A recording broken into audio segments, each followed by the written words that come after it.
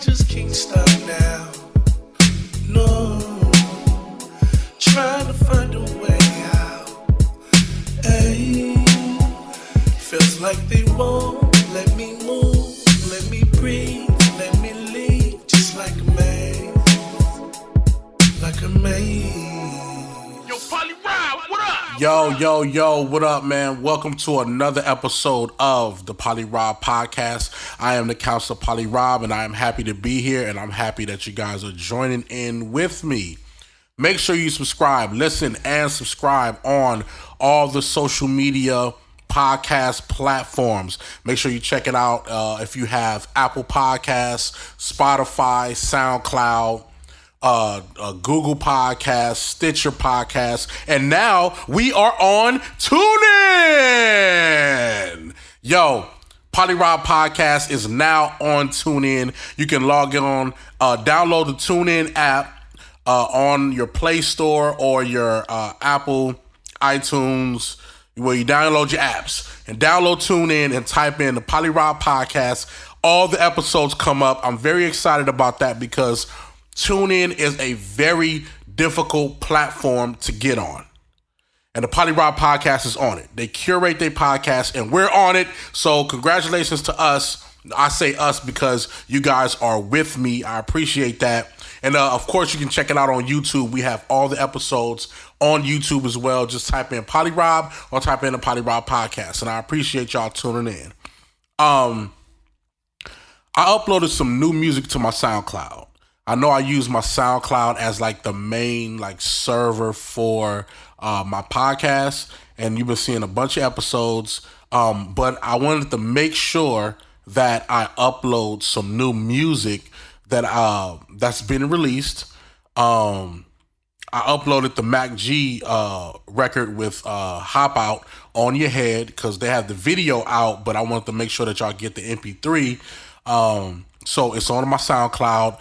Also, there's been some problems going on with the Broken Cuffs 2 project on iTunes. It's still on Spotify, and it's still on Google, Amazon, and all those other platforms, Tidal, but it's not on Apple Music. So in light of that, what we're going to do is we're going to upload the whole Broken Cuffs project to SoundCloud. But in the meantime, the records that I produce, that local astronauts produce, is on my SoundCloud. So you can go check that out as well. Make sure you like, give a comment, and stuff like that.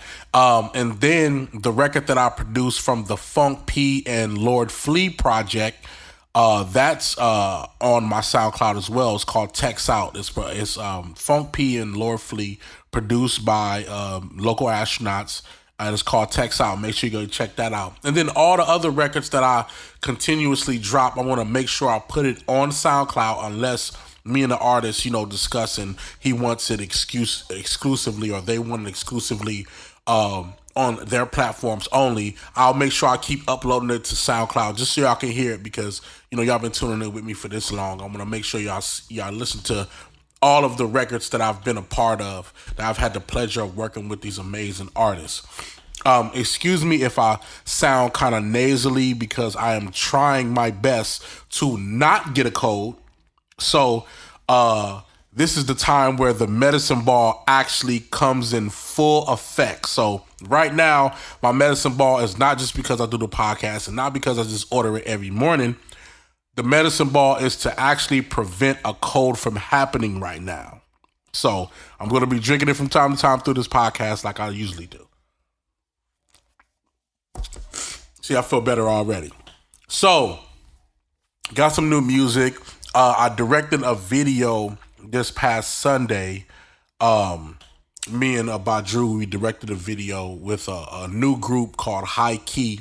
You will hear of them very soon. The video was phenomenal, came together. I can't wait for you guys to see the finished product. We will be dropping a couple of teasers or whatnot very soon. But the video is phenomenal. We had fun doing that, and we're going to show you the experience of how we got down, and we did that pretty soon. And we're back to, directing, videos and content and doing stuff like that, working on a couple of shows, You know what I mean? It's not just music now. Like, we're beefing up our content because we got a lot of the other stuff taken care of for the earlier part of the year. So we're going to fully go in. You know what I'm saying? So you're going to see a lot of content from local astronauts, produced by, directed by, curated by local astronauts. So just be looking out for that. And that's going to be fun. So I wanted to have a podcast today because I wanted to talk about one of my favorite artists, one of the best artists to ever grace the mic. And it's only right we do it on his birthday. It's only right we do it on his birthday. Happy birthday, Biggie Smalls, aka the Notorious B.I.G., known as Christopher Wallace. This is a podcast that's going to be it's going to be really dear to me because it's not just about his life, his music. It's also about my life and how his music has attached to me in so many different ways. So many different ways. So the title of this podcast is called Just a Big Kid from Brooklyn. Because that's what I am. And that's what he was. So we'll get to it. So a lot of people, if you've been listening to my podcast or you just know me, you know that I've had the privilege of living on both coasts. I've had the privilege of living on the East Coast in New York, in Brooklyn. That is my home. And I've had the privilege of now living in California, in LA, in Inglewood, which is my current home. So this whole current home to hometown thing has always been a balance for me. Whether it was my parents getting divorced and then one side going to the East Coast, the other side going to the West Coast, or if it was me, deciding to go back to school in either place, whether it's going to college in New York, going to high school in LA, in Inglewood, just so many different variables of how I've been back and forth my entire life from LA to Brooklyn. That's been my thing. But today we want to talk about Brooklyn. We want to talk about New York. We want to talk about this whole, this coast that embodies the soul of who I am. And y'all all know, if y'all know me, y'all know I'm a Tim's wearing, shorts, wacky hair, New York accent, crazy son of a gun. Y'all know. Shit talking and everything.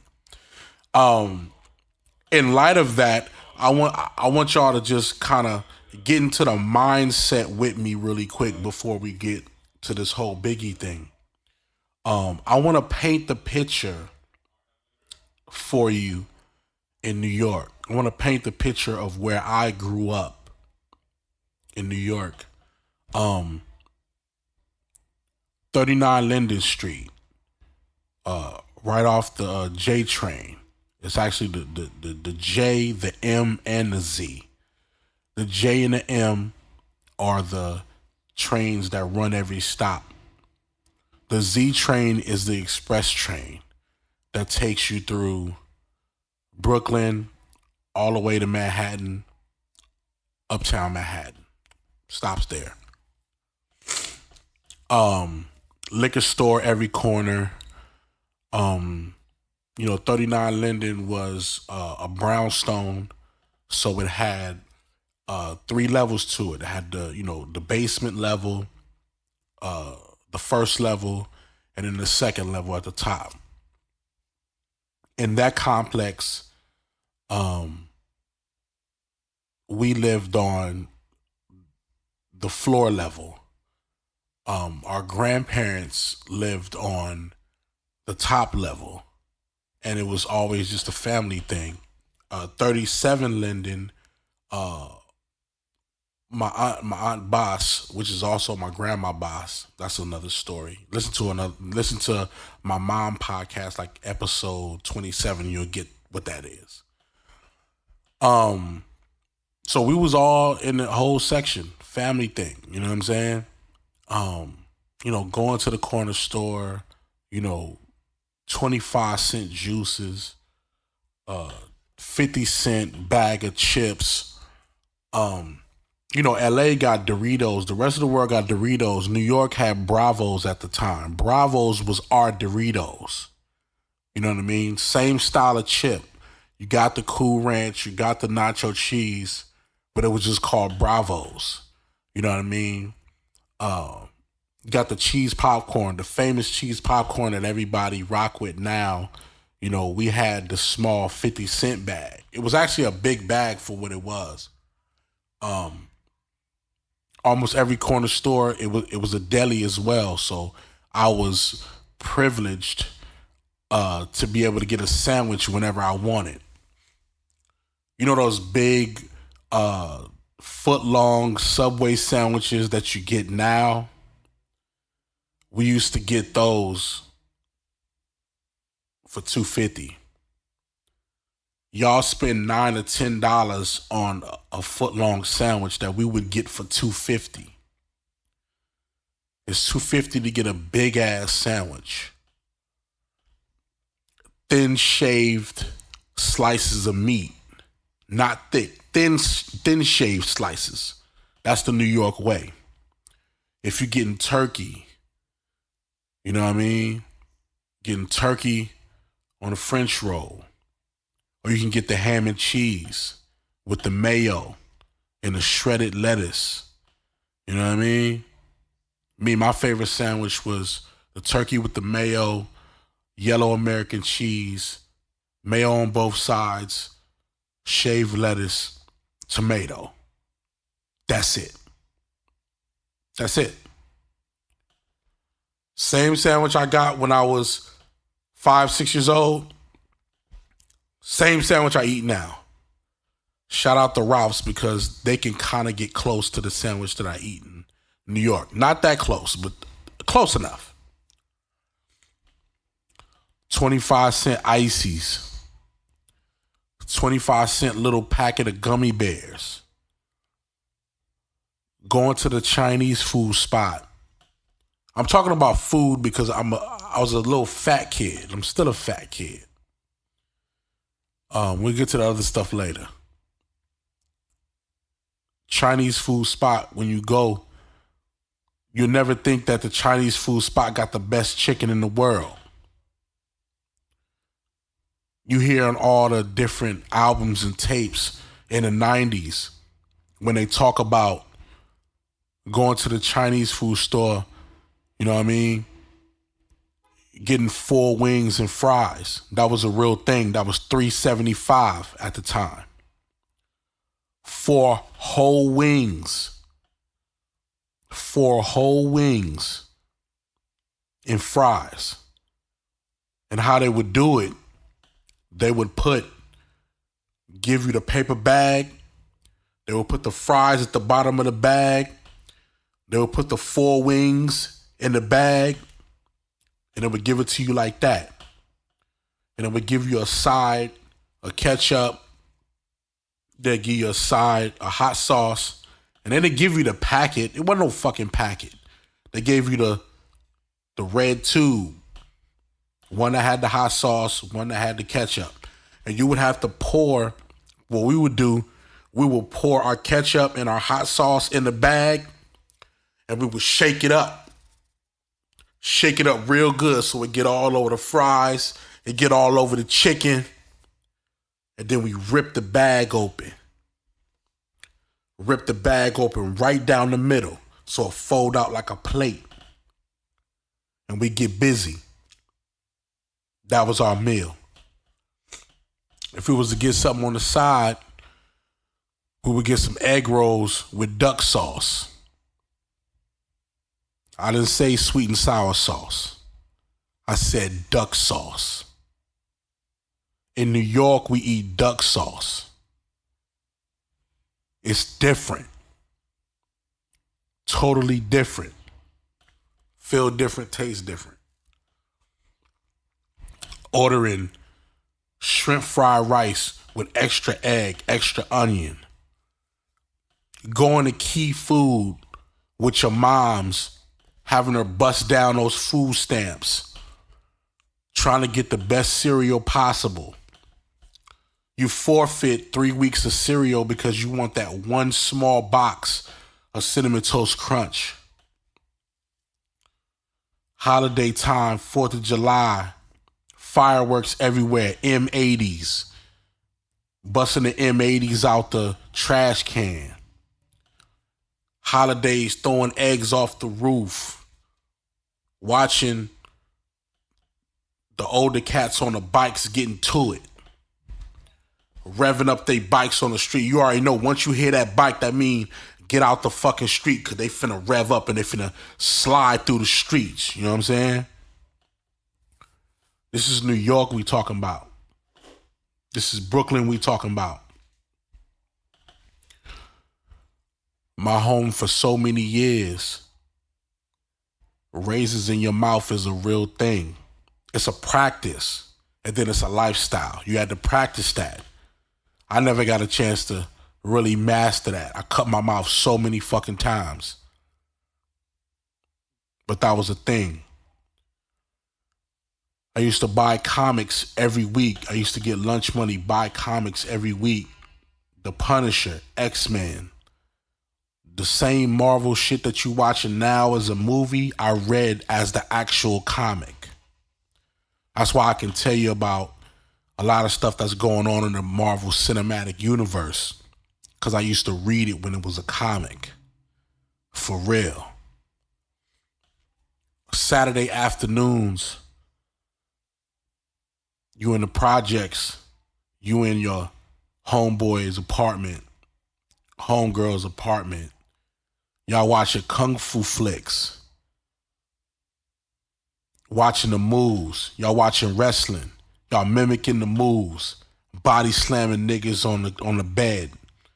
You know, this is all the type of things we used to do, man. It's nostalgia. I'm going through a nostalgic point right now. Going to school and realizing that one of your friends is no longer here. Realizing that one of your good friends was just gunned down last night in the alley. Not being able to see him again. That one moment when you're looking outside your bedroom window and you realize, I gotta get the fuck up out of here, man. I gotta get the fuck up out of here, man. As lovely as it seems, as convenient as it may be, I gotta get up out of here before I die, man. Because it ain't no love. It's a little bit of love, but it quickly goes away. Housing is a motherfucker. You see parents and grandparents that's been living in the same spot for 30, 40 plus years. They rent ain't went up not $1. If you're somebody new coming into town, you're treated as an outcast because they don't know you. You got to build up the courage and work your way through to become one of them. It's a crazy thing. It's a crazy scene. I'm saying all this because these are things that we all experience growing up in New York. These are the same things that one of our greatest lyrical minds in hip hop was living in when he was creating what he was creating. Biggie was just a fat kid from Brooklyn trying to find his way out, trying to figure these things out. I identified with that. I identified with him waking up in the morning, going to school, trying to prove himself, trying to get good grades, being a smart kid but still talking shit, defying the teacher because he just knew what he knew. He just wanted to play around. Wasn't a troublemaker at that time. Just wanted to talk shit. I identify with that. I identify with the street corners. Watching from afar, watching up close, looking at your friends and for a minute thinking to yourself, damn, are they on the right path? Are they on to something? I don't know. What's going on? Trying to figure that out. That's the New York scenery. And I know it sounds like a lot of other cities as well. All due respect, it's nothing like Brooklyn, man. Nothing like Brooklyn. Biggie was a dope ass artist. He was dope. And there were some things that made him prolific. Because he was able to apply his life as he knew it and put it into his raps. Where a lot of other people, not saying they will fabricate, but they were so just focusing on the rhyme and the pattern and the cadence, they would veer off into whatever they was talking about, which wasn't as relative as what would Biggie do. Even in the freestyle when he battled in the street corners, he was always talking some real life shit. It was always something real. And that's what we loved about him. One of my favorite songs. Let's just go down a couple of my favorite songs. From the first album, Ready to Die. The actual song, Ready to Die. It was so vivid. And at that time, to actually propose that you're equipped and ready to leave this earth was unheard of. It was unheard of. I'm ready to die. Let's think about that for a minute. Hold on. I gotta blow my nose. Hold on.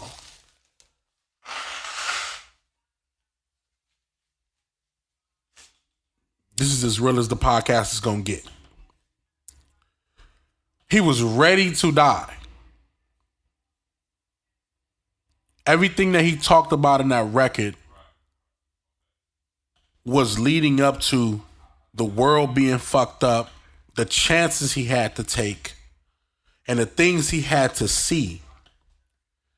That just made him feel like, man, I could be off this earth anytime. Let me just enjoy it as it go. Lines like, fuck the world, fuck my moms and my girl. My life is played out like a Jerry curl. I'm ready to die. Jesus. He really felt that way at that moment.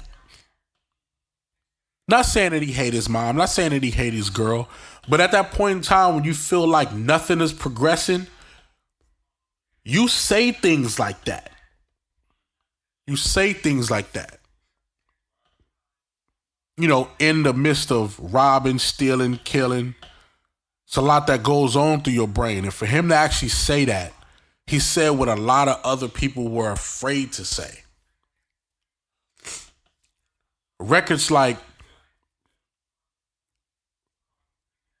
The What, where it showed his lyrical intensity along with another artist that was booming at the time and a group that was booming at the time, Wu-Tang, Method Man.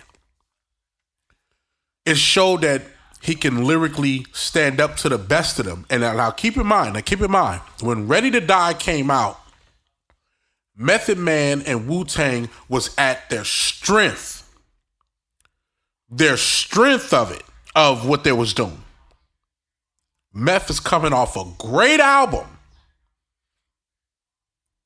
So, for Biggie to be able to live up to that And we still don't know to this day who won that. We can listen to that song a billion times and we don't know who won that. Straight up.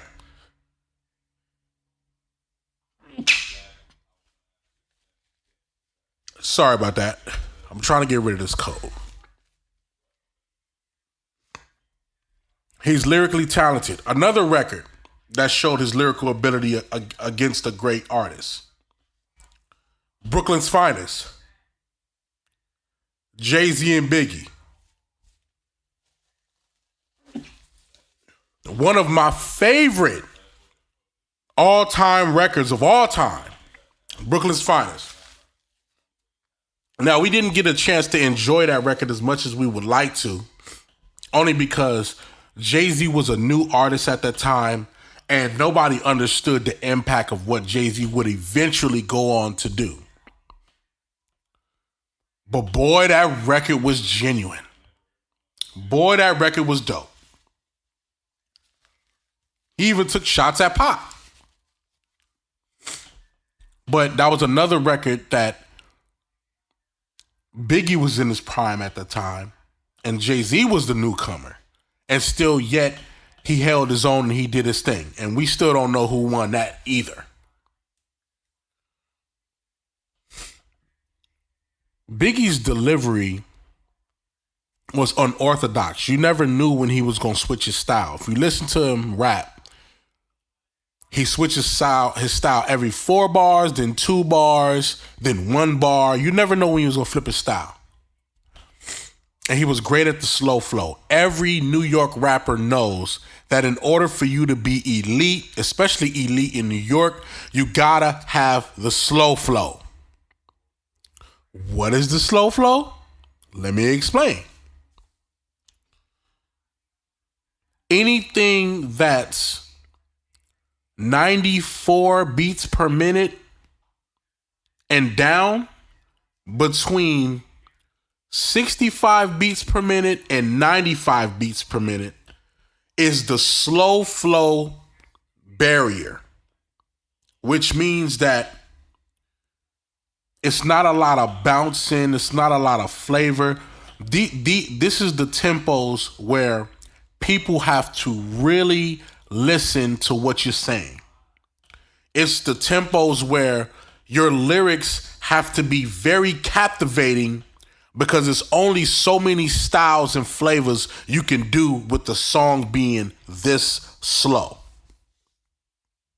It's the slow flow. Even Jay-Z knew that he had to master the slow flow. Remember, when he started his career, he was rapping fast as shit. And that's all flavorful. That's dope. But when you get to the slow flow and you saying some of those prolific things, it's just more captivating. 65 beats per minute to 95 beats per minute. That's the bracket that if you were to have a speech on stage, these are the lyrics and these are the words at how you would present them in that tempo bracket. It's equivalent to being on a big panel and talking your shit. Anything over those beats per minute, anything over 95 beats per minute, it's like fast talk. It's all fast talk. It's all, here, high and by, or whatever. Anything below 65 beats per minute is, something very slow, something more melodic. You're going to sing it, more in the R&B context, stuff like that. Anything between, it's all slow flow territory. And let me tell you, some of the best artists master the slow flow. Rakim, Nas, Biggie, Jay-Z, Ice Cube, who else? KRS-One, L Cool J. These are artists that masters the slow flow, which means that it's every word, every line is captivating. Their voice captivating. That's what Biggie had. Biggie mastered the slow flow. That's what it is. I used to get feels on the bitch. Now I throw shields on the dick to stop me from the HIV shit. Cause niggas think I'm soft like a Twinkie feeling, playing the villain, prepare for this rap killing. Biggie Smalls is the illest. His style is wild out, or something like that. I forgot. But it was fire. Slow flow. I can say it slow and be captivating. That's what the slow flow is. He was one of the masters at it. Songs like Kick in the Door. Kick in the door, wave in the 4-4. All the Herbers pop a door, it be no more. This is for those that choose to use disrespectful views on the king of NY. Fuck that. Why try? Cold bleach in your eye. Come on, man.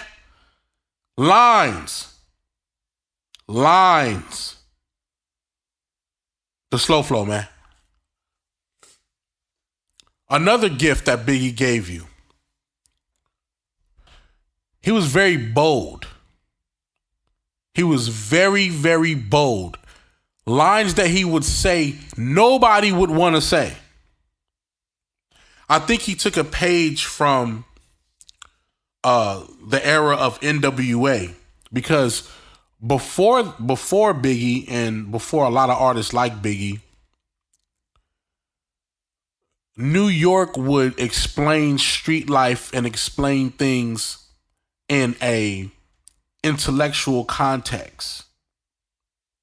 You know, they would explain how things would go without being so vulgar and so vain. That's where NWA came in, changed that whole narrative.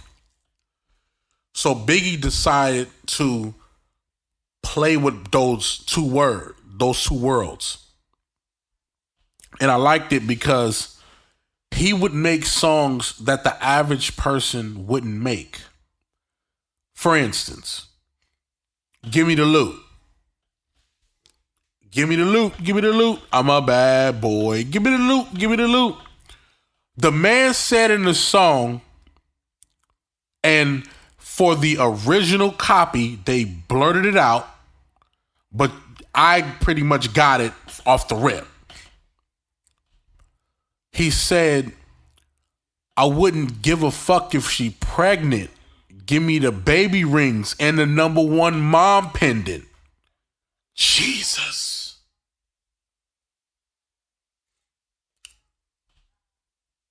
You said that in a song? That's how bold Biggie was. Man, listen. All this walking is hurting my feet. Ooh, money looks sweet. Where at? And the Zuzu Jeep, man. I throw him in a fiend. You grab a fucking cream. And if you start to scream, bang, bang, I have a nice dream. Ooh. Man, vividly painting pictures of him robbing people. Not how to rob in the industry. Not robbing rappers. No. Robbing niggas in the streets.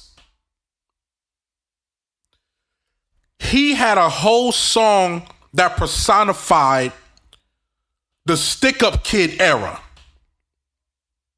Listen to Give Me the Loot. He's talking about the entire stick-up kid era. The era where, which like a lot of my friends did, niggas didn't have no money. Niggas wasn't no drug dealers. Niggas needed a way to get money. Stick up kids, snatching purses, robbing grandmas. He talked about that era. That's a real thing. That's a real thing. Don't agree with it, but it was life. Straight up. Where the whole concept of women having to clutch their purse and niggas having to tuck their chain. That era. He explained that entire era in that one song. Serious shit. His lyrics were very, very bold. Very bold. Records like Suicidal Thoughts. The man made a record about taking his own life. Now, I'm going to be honest. Before this record came out, before I heard this record, I didn't know too much about what suicide was. I'm a kid. I know what it means, but I don't have any recollection of this type of situation ever coming to my door. We black folks, we don't just experience suicide like that. That's not on our plate. That's not our thing. No disrespect to no other races, but that definitely ain't our thing. Black folks, it's not our thing. So, this song was the first time I got a chance to visualize what the essence and the concept of a real suicide would be like. You know what I'm saying? Very nerve-wracking. Very heart-wrenching. He starts off with, when I die, fuck it, I want to go to hell because I'm a piece of shit. It's not hard to fucking tell. That's crazy. He already starts off with him not believing in nothing about himself.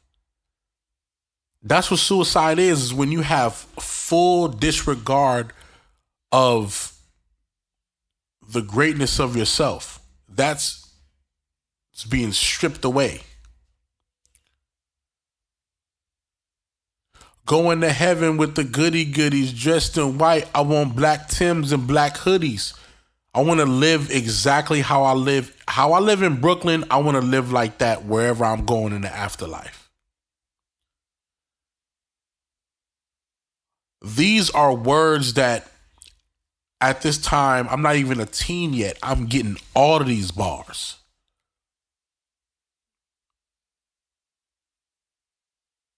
I'm getting all of these bars. And every other kid is getting these bars. See, understand that I can easily talk about the Big Papas and the it was all a dream. I used to read Word Up. I can talk about that. All that was great. All that was great. But that's not what this episode is about. This episode was about how he was able to touch on other elements of what real street life and what real people was going through prior to any other artist doing it. This record, Suicidal Thoughts, was pre-XXX Tentacion. And all of the records that these new records that these artists is talking about suicides and killing themselves and doing all that type of shit, Biggie did that before anybody in its truest form. And then the ending part, which I'm not gonna lie, really scared me. Cause you gotta realize, listening to this thing in your Walkman, in your ears, is a different effect than listening to it on loudspeakers. I got my little Sony headphones on, my Sony Walkman, and I'm listening to this album.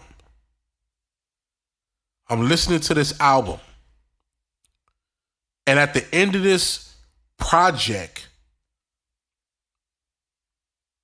he's talking about suicidal thoughts. He's talking, and when I read the names of the songs and I seen Suicidal Thoughts, I'm thinking it's just a record like, oh, he just lyrically talking about rappers committing suicide. That's the first thing I thought about. I'm not thinking this man is finna literally explain how he hates his life and he's finna kill himself on audio. I got my Sony headphones in and I hear let me just go to the end of it. I reach my peak. I can't sleep. Call my man Chief. Tell him that my will is weak. I'm sick of bitches lying and I'm sick of niggas talking. Sick of bitches hawking. Matter of fact, I'm sick of talking. And the gun goes off. Wow. This is what a 10-year-old, a 9-year-old like me was listening to at that time in Brooklyn, on my project stairs, in the projects, in the brownstones. This is what we end up indulging in. And I loved every bit of it, but it changed the way I used to look at my life as I knew it. The records on Ready to Die made me understand that there's an underlying world that I don't see that I need to wake up to. That's what was great about Biggie. That's what was great about him.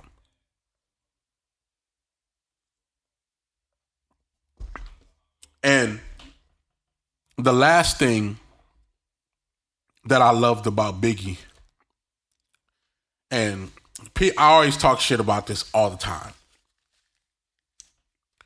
Biggie was the first artist a part of the ugly nigga movement. I talk about, now anybody that knows me, I'm always saying ugly niggas is winning. Ugly niggas is winning.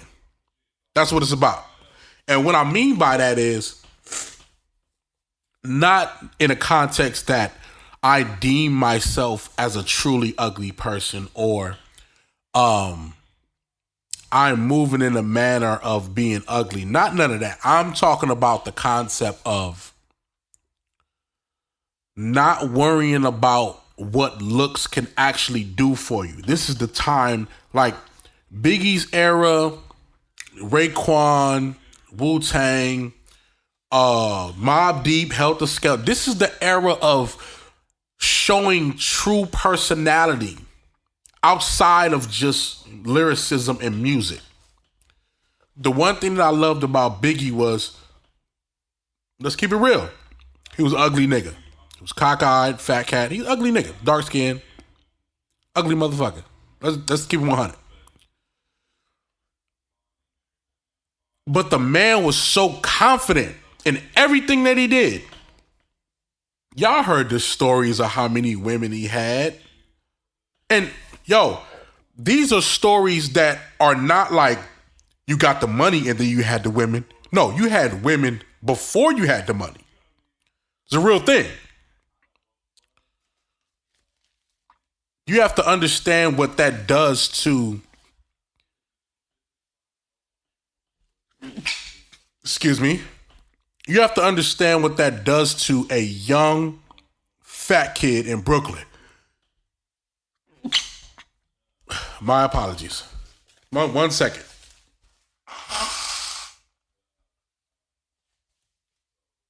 Okay, I'm back now. Once again, you have to understand what that does to a young, fat kid in Brooklyn. You have an ugly cat that's on the radio and these women love him. That's giving me ultimate confidence. Ultimate.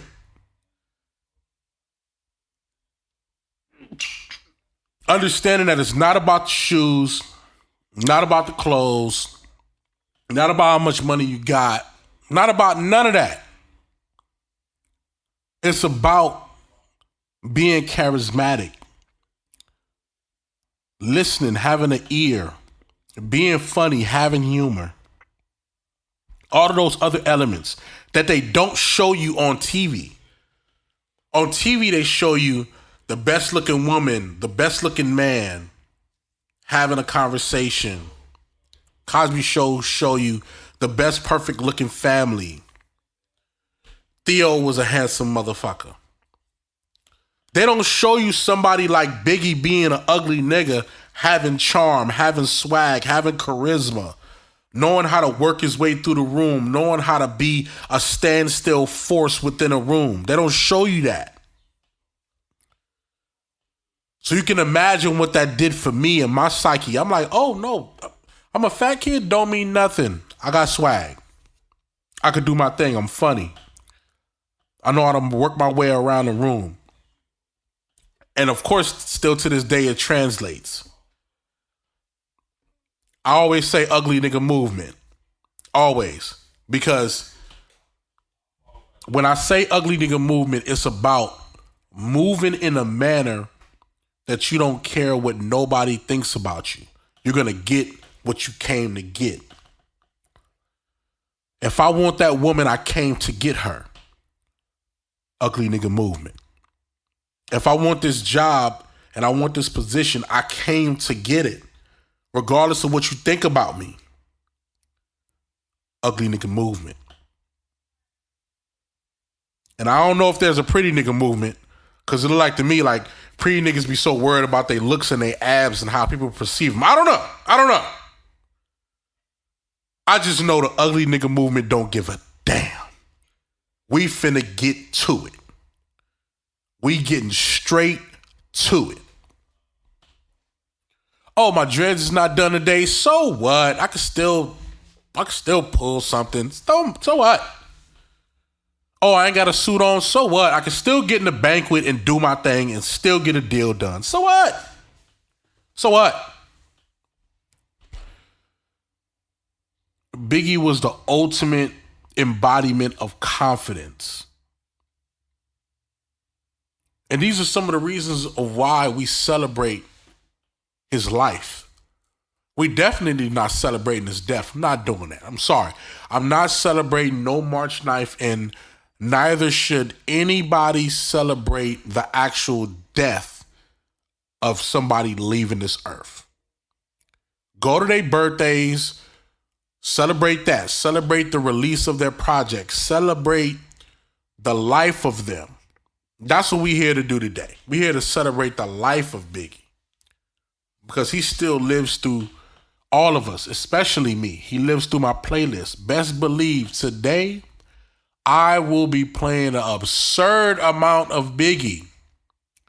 From albums to freestyles to remixes to re-remixes to EDM mixes. I don't care. It got Biggie on it. I'm playing it. I'm playing it. Because we lost him so young and we lost him too soon. But the words of what he left us still lingers. Still lingers forever.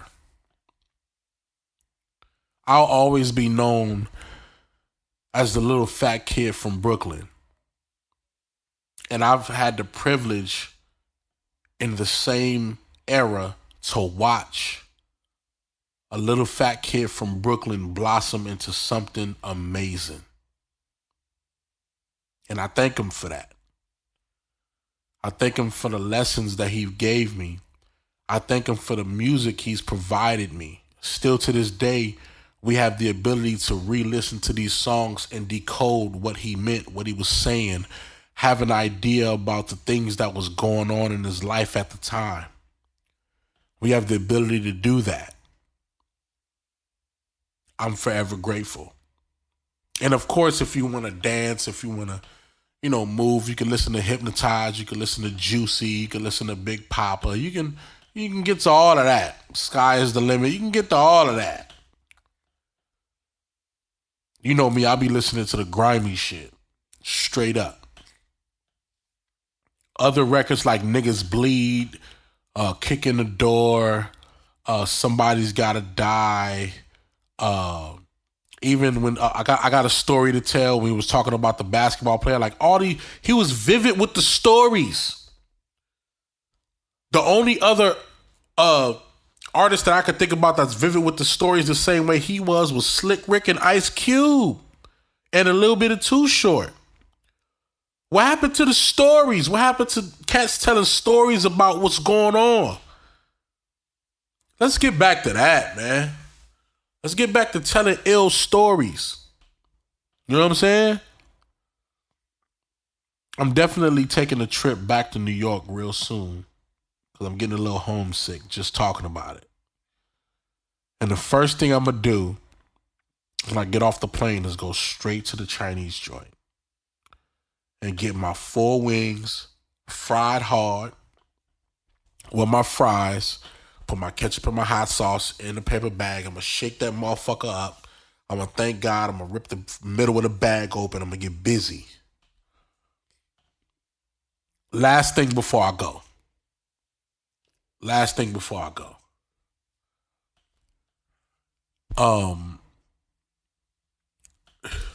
To show the full appreciation of what Brooklyn had to Biggie, on his funeral day, they took one last ride of his body in his casket down the Brooklyn streets. And the amount of people and the amount of praise that he was received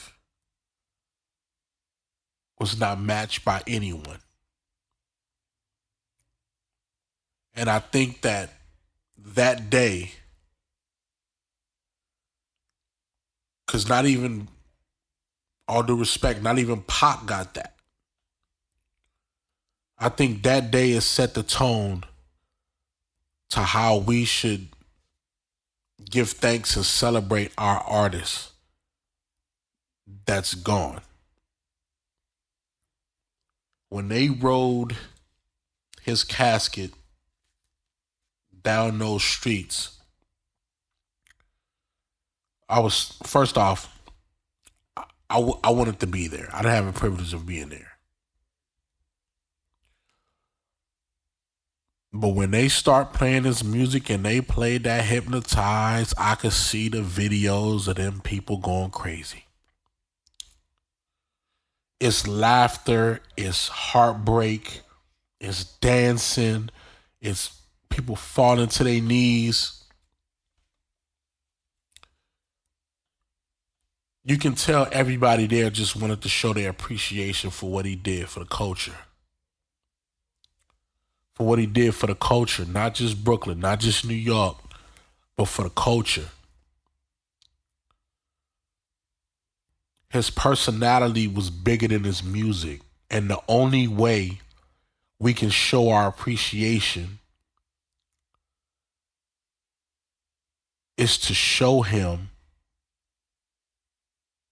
the love and give our personalities to this game the way he did. I'm a man in this game. I chose this life. I chose music like he did. And the best way to be able to help fulfill his constant dream of making it out the hood, making it out of Brooklyn, making it out of poverty, making it out of what the naysayers say about you, is to bring the best part of your personality, bring it out, and let people see who you truly are. And I think that's what he did ultimately. He made everybody appreciate and respect who he truly was. If he was suicidal, it was real. If he was happy, it was real. If he was funny, it was real. Everything that he did, it was real. And no matter what beefs he had, none of that stuff, no one could say that Biggie wasn't full of life, because that's what he was. So today,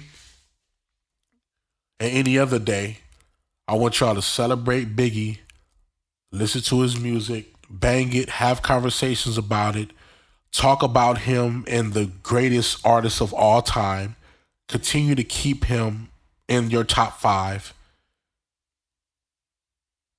and dream big.